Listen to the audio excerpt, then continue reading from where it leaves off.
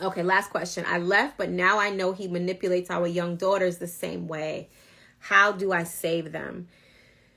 Oh, that is really tough, right? Because with children, they are having a completely different experience of their parents. And unfortunately, you don't want to damage them more by saying, your father is a manipulator, your father is bad, and don't listen to your father, because then it makes them feel like they have to choose. So the best way to deal with this is to allow them space to say how they feel, to say what they feel about you, whether it's positive or negative, about the other parent, whether it's positive or negative, and just support them in giving them a safe space to talk about how they feel and let them know that it is okay for them to feel that way, right? And then if you're able to seek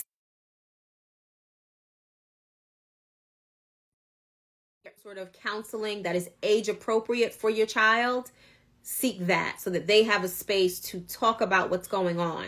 But remember this, it is vital that the counselor or therapist that you take your children to are culturally competent,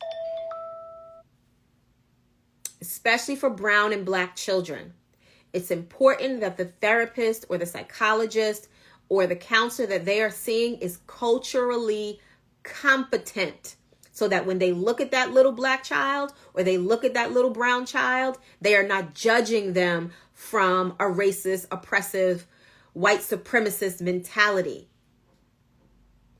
Cultural competency and cultural intelligence is important when you are seeking professional help, especially when you are seeking it with your children, right? And then finally, you just have to be patient, because your children are going to see who their father is. They're going to see who you are. They're going to recognize their parents at some point, but they have to go through their own process, and you can't rush it and you can't force it.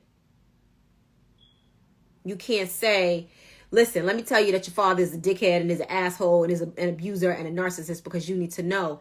You have to say, that's your father, and he may not be perfect, and I'm your mother and I'm not perfect either, but we're both doing the best that we know how to do now. But if there's anything that I do or anything that he does that makes you feel unhappy, inadequate, that you're upset about, you can always come to me and talk to me about it.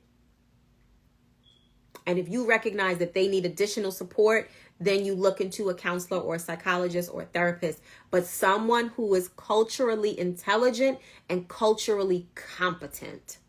That is important. Okay?